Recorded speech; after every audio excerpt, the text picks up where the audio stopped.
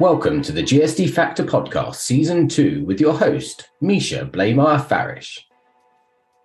On today's episode, I am so excited to have Kaylyn Harris. You're going to hear her amazing story. We're going to hear how she is Middle Tennessee's Woman of Impact nominee for the American Heart Association. But before we dive into that, Kaylyn, welcome to our show today. Thank you, Misha. Hello, everyone that is listening. I'm so excited to share my facts, healthy tips with you all today, and let's get started. I'm excited. Amazing. So, Kaylyn, tell everybody a little bit about you and your background. Oh, of course. So again, my name is Kaylyn Harris. Currently in my professional life, I am the manager of marketing communications with Nashville General Hospital. That lovely title means that I oversee all of the creative direction and creation of a lot of our brand campaigns. So anything as far as signature lines for our employees, making sure that everything's cohesive and consistent when it comes to business cards, brochures, posters, flyers for our hospital facility. I create and manage those processes from beginning to end. And additionally, I'm also managing our events. So when we have community engagements, when we have sponsorship opportunities, just making sure everyone on the team is aware of what part and what role each individual plays. So that's the professional life. And then personally, I'm heavily involved with a lot of different organizations.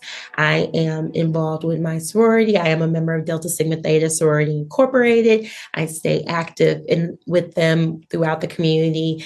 I am on the University of Tennessee Alumni Board, Go Vols, for Nashville. So I'm a part of our alumni chapter here. And there's a slew of other organizations that I can rattle down, but I truly believe in giving back to my community and staying involved and understanding that when we talk about health and wellness, it's not an individual concern, it's a community concern. So I try to live that out through multiple areas of my life. But that is a little bit about me. Awesome. Well, first of all, thank you for continuously giving back to your community in so many different ways. And, here at the GSD Factor Life, we talk about the 6 attributes of being confident, inquisitive, imaginative, be present, be resilient, and be influential. And you epitomize all of them, but we're really going to focus on your be influential today. And, what I really want to hone in on, right, is the American Heart Association has their campaign going on right now. And they are touching the community far and wide, right? My own kiddos in their elementary school are doing their American Heart Association campaign. But I really want to talk about your nomination as a Middle Tennessee Woman of Impact and talk to us a little bit about what you're doing in the community to bring about that awareness around the American Heart Association and health for women. Yes. Well, thank you, Misha. So with my particular campaign, I'm super honored. Woman of Impact is a national campaign. So right now, from February 2nd to April 4th, women in every state, every community are hosting and fundraising for the American Heart Association. We are raising life-saving funds for the organization. Here in Middle Tennessee, there were 9 women selected to be nominees this year, and I am honored and privileged that I was the only African-American woman selected for this region. So it is an honor that I do not take lightly, especially with the campaign kicking off during Black History Month. So with my campaign, particularly being the only woman of color and African-American nominee, I am particularly focused on how cardiovascular disease disproportionately affects Black women. It's just very true that 1 in 3 women are going to be affected by cardiovascular disease at some point in time in their lives. But when you look at that statistic and that number for African-American women over the age of 20, that number shoots up to 59%. So if you are in the room or you're in a conversation with 2 African-American women, one of them is going to have some form of cardiovascular disease. So we're talking high blood pressure, experience of stroke, hypertension, even when we talk about diabetes and things of that nature, they fall under one of those umbrellas. And I myself, when we talk about that statistic a little bit more, how it hits close to home, I'm only 28, but at the age of 25, I started seeing my first warning signs of stroke. So I started to experience and it was all stress induced, just purely and just quite transparently, where when I was in a high stress, high emotion situation, I would begin to feel the left side of my face from my jawbone to my left nostril up to my temple begin to tingle and feel numb. And then 3 fingers on my left hand would have that same feeling as well. And I could even feel like the pacing of my heart rhythm change. And it scared me when I realized, like, okay, I need to go see someone. This isn't normal.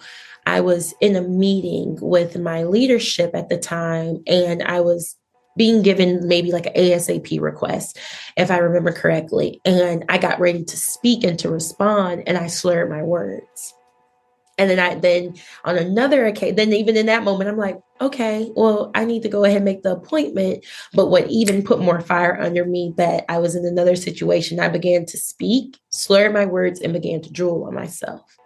And so I was like, no, it's time to go to speak to someone. You know, a lot of times we as women, we're daughters, we're sisters, we're mothers, you know, we're pet owners. We put everyone else's health above our own. We a lot of times put ourselves at the bottom of the totem pole, especially when it comes to our health and our wellness. So realizing, okay, we don't have the luxury to wait. We no longer have that opportunity. So figuring out things as soon as they happen, as soon as something feels weird or different or strange in our bodies, can make a world of difference.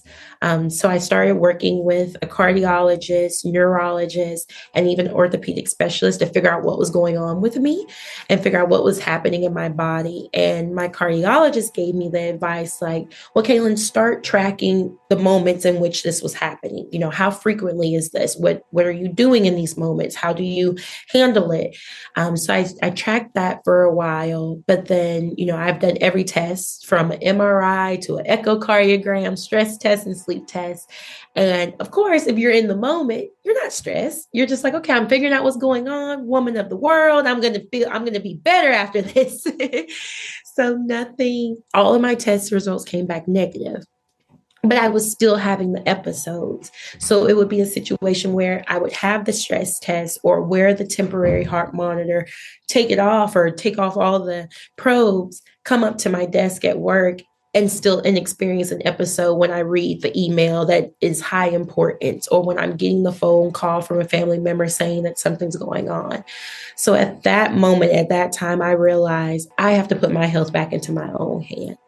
I need to change the narrative for myself because at the tender age of 25, 26, 27, and now 28, I would need to change these statistics. I can't be this person. I can't die because of stress at such a young age.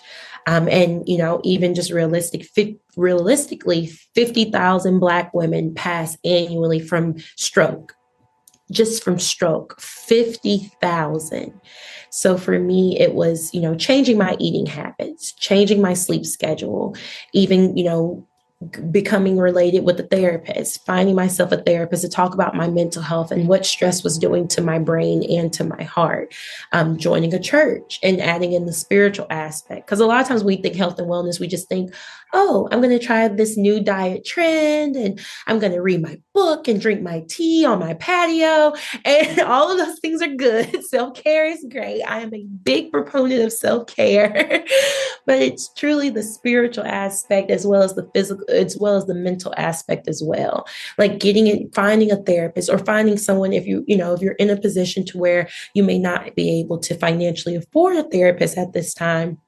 Looking into, depending on what organization you're with, there are some therapists that provide a first free session, a first consultation for free. So looking into those resources and just talking to someone. We don't realize how much stress we hold just in our posture alone, the way that we sit and the way that we kind of smirk and try to force a smile. So speaking to someone, and I love my church now. I'm in church every Sunday. I love my church. And so it's just realizing that wellness is a full body experience. I know that so many amazing, I love that. So many amazing nuggets and lessons there. And I think what's so important is that, you are trusting your gut, right? You trusted your gut and said, this feels wrong. It doesn't feel like this is right. And you continue to show up. You continue to seek out those answers and those questions. And you're right. It is that fullness of our bodies and our health, right? And having those different components, right? We talk about in the GSD Factor life, we talk about in our personal lives, it's the GSD Factor clan. And there's a spiritual member and a physical body member and a mental health member. And there's all these different members, right? And I think that resonates, I think, with a lot of our listeners. And what I love too is that you are seeing an issue, you're seeing a problem, and you're providing a solution. You're providing that advocacy, and you're wanting to change the numbers. You're wanting to change those statistics. And so I think that's where you are showing up, being influential, and saying, this is an issue, right? And when you and I talked at the recent Heels and Handshakes event here in Nashville, I had no idea about these statistics, especially in, African American women in that community. And so that's why I was like, we've got to amplify this. We've got to share this story. We've got to amplify this. And it's so important. So thank you for bringing about this awareness. And Kaylyn, I think you gave us so many great, helpful insights and tips, but let's boil it down. If our listeners are listening and they are concerned about this for themselves or their loved ones, what are maybe like one or two things that they can take action on, right? How can they, take that action to get some help or seek out advice? So first and foremost, whether it's you or I'll start with you and then start with if it's a loved one. So if it is you, make the appointment. Talk to your provider, talk to your primary care provider, your PCP. Let them get your healthcare provider involved in that conversation. And then step 2, we have to be honest with ourselves. In this new year, we were blessed enough to see another year. We have to be honest with ourselves. So what are some things that are going on in your personal life, and really sitting down and saying, what are some things I'm currently doing that I can change that will allow me to have a more healthier lifestyle, mentally, physically, emotionally, spiritually? Where are some things that I can change? Am I a smoker? Am I a social drinker? Do I use drinking as an outlet when I am feeling more depressed and lonely and down? Do I spend enough time with family members and friends? Is that something that brings me joy? Or even sometimes I have my moments when I'm feeling very stressed. I think about, what did I do as a kid? When I didn't have bills, when I didn't have a job, when I didn't have to worry about 401k, what was something that I found joy in 20 years ago? And I find myself doing similar things and it still brings me joy now. So I guess that would be my little asterisk of number 3 of listen to the little girl or little boy that's inside of you. The one that you haven't been listening to for the last couple of years, listen to that person. But if it's a family member, so very transparently, my mother has high blood pressure. My dad is type 2 diabetic. So even those statistics made me say, okay, no, we gotta do something different. But my mother is a little bit, easier when it comes to the conversation of, okay, what's going on with your health? She is big on health as well. As soon as she got her diagnosis about high blood pressure, she said, I'm going to change the way I eat. I'm going to, cleanse. I'm going to, do intermittent fasting a lot more. So she is in a healthier place. My father is a little bit more stubborn. If he listens to this, hi Dad, but he is a lot more stubborn when it comes to his health. He's a little bit slow. He's a little turtle with it. So he's like, well, I'll change this, or do I really have to stop eating that? So with him, my conversation I don't have children right now, nor am I married, but my conversation for him has switched to, I need you here for when I have your grandchildren. I want you here to be able to play with your grandchildren. I want you to be able to tell them your stories, to be able to pass down generational wealth and knowledge. don't you want to be here? Don't you want to be here to experience that and see that and not be on 20 different pills? And so it's with family members, you have to, touch it a little bit different with white gloves and just have that conversation. But then two, my dad and I, even with changing the conversation, I ask him about his appointments. Like he's open enough for me to say, well, I'm going to go see my doctor on this day, or I'm going to see my doctor on that day.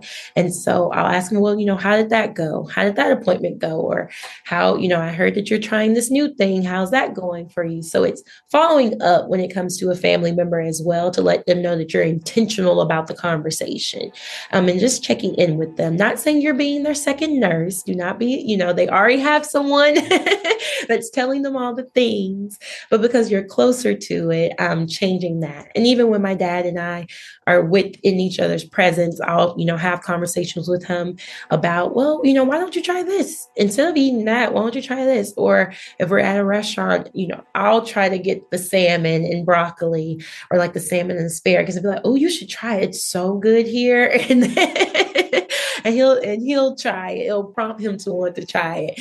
So it's just, we all know our people. We know our tribe. So it's just changing the narrative based on who your tribe is. Amazing. And I can totally relate, because my own mom has had 2 strokes. And so that awareness, right, is something that, and she lives with me now. And so that's something that we, we'll have those conversations, but it's something that we're already sharing with my own tiny humans, right? And that's, as my kids do their American Heart Association fundraisers, they do it in honor of their Gabby, right? And to bring about that awareness and to say, listen, here's all the signs that you need to be aware of when it's a stroke or a heart attack and different things like that. And I think it's so important, and it's not something to be afraid of. I think it's something that, knowledge is power. And so to be able to say, hey, these are the things that I know, these are the things that I'm aware of, is really important. And being that advocate, not just for yourself, but then also that advocate and that encourager of others is really important as well. So thank you for being the influence that you are. We are wishing you the best of luck as a Middle Tennessee Woman of Impact nominee. And one of the things that I want to ask you, because it's something I am asking all my guests this season, is what are you, Kaylyn, powerfully choosing for yourself in 2024? I am powerfully choosing for myself in 2024 to, oh goodness, I have 2. Is that okay? I have 2. So I have 2. I am powerfully choosing first to let my light shine. So I'm a big proponent, whatever is on the inside is going to naturally shine out. So if you have goodness on the inside, if you have peace, if you have health, wholeness, it's going to shine through you. And then God is going to bless you for additional opportunities. But then 2, I am positively choosing for myself in this year is to learn from the past and remember that in that new situation. A lot of times we keep it's like being back in school, right? When your teacher gives you a pop quiz, and if you don't pass that one, then you get another quiz, you get another test before the big exam. So it's in order for us to, learning from our past mistakes, learning from past experience, and not even mistakes, but just past experiences, good and bad. So when you're presented with that next opportunity, you already know how to handle it and handle it with grace. So those are 2 things I'm positively choosing in 2024. Amazing. And, we talk about that as part of being inquisitive, is we're constantly learning something from everything, right? Whether it's we're learning what to do or we're learning what not to do, but we can learn something from every situation. And so definitely love your 2 powerfully choosings, positively choosings this year in 2024. Now, Kaylyn, how can we support you as you are going through this campaign through April 4th? How can this community now surround you to help with hopefully your nomination, which ultimately gets you a win? Share with our listeners how they can support you and also how they can get in touch with you. A wonderful question, an amazing question. So, first and foremost, how you can support me. As we know, word of mouth is the greatest form of marketing. So, please share this podcast episode, share this message, go on heart.org and share those statistics. The American Heart Association has provided a plethora of knowledge materials, print off for individuals to have, whether you share them with your family, with your friends, or coworkers. Share these statistics because losing just one woman to cardiovascular disease is too many. Very honing in individually how you can support me and my team's fundraising campaign.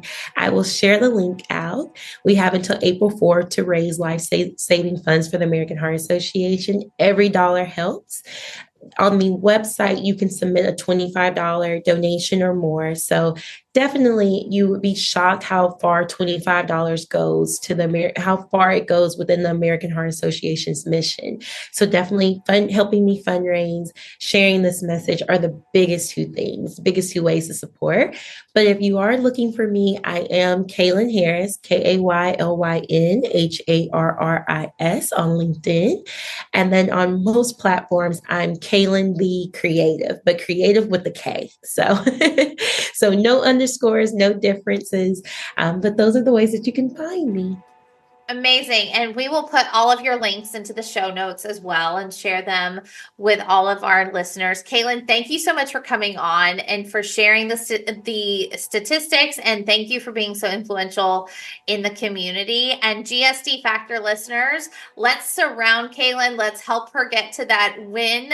But more importantly, let's save that next person's life. Let's raise those funds for those life-changing results that can happen when we can save our loved ones. And thank you so much for listening today. And don't forget to get shit done. Bye, everyone. Thanks for listening to the GSD Factor podcast. If you liked this episode, please rate and subscribe on your favorite podcast platform, where you can also find previous episodes. Let's also connect on LinkedIn and Instagram. If you're looking for more information on the GSD Factor, visit us at gsdfactor.com.